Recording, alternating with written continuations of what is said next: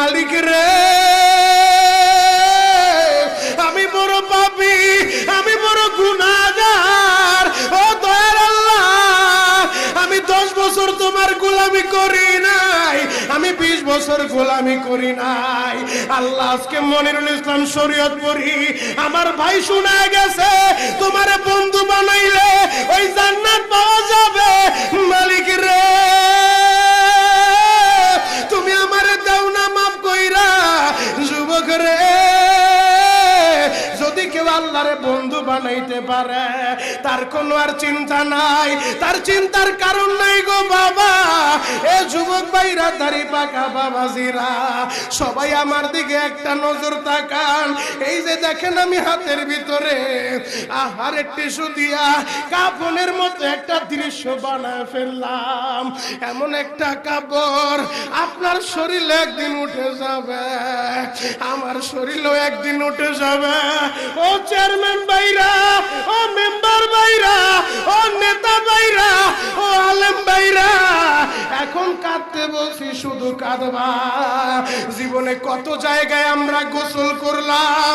আহারে, কক্সবাজার ঘুরতে যাইয়া সমুদ্রের ভিতরে গোসল করলা, কুয়াকাটায় ঘুরতে যাইয়া সমুদ্রে গোসল করলা।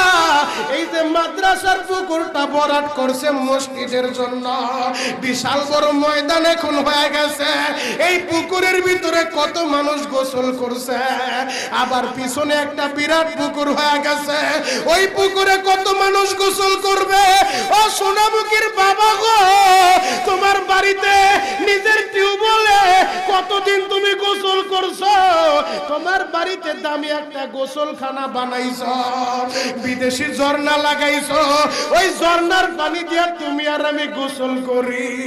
এমন একটা দিন তোমারও আসবে, এমন একটা দিন আমারও আসবে। আহার, ওই ঝর্ণার পানির গোসল আমার হবে না, পুকুরের পানির গোসল হবে না, আমার আপনার একটা গোসল দিবে। কেমন গোসল দিবে জানেননি? বড়ই পাতার হালকা গরম পানি দিয়া। আরে মসজিদের কর্নারে পড়ে থাকা 4 পায়ার খাটিয়াটা বাড়িতে নিয়া পর্দা দিয়া একটা ব্যারিকেড দিয়া বড়ই পাতার গরম পানি দিয়া আপনারে আমারে গোসল দিবে গো বাবা। ওই গোসলটা যেদিন দেওয়া হবে, আহারে, এরপরে আর দামি কাপড় পরতে দিবে না।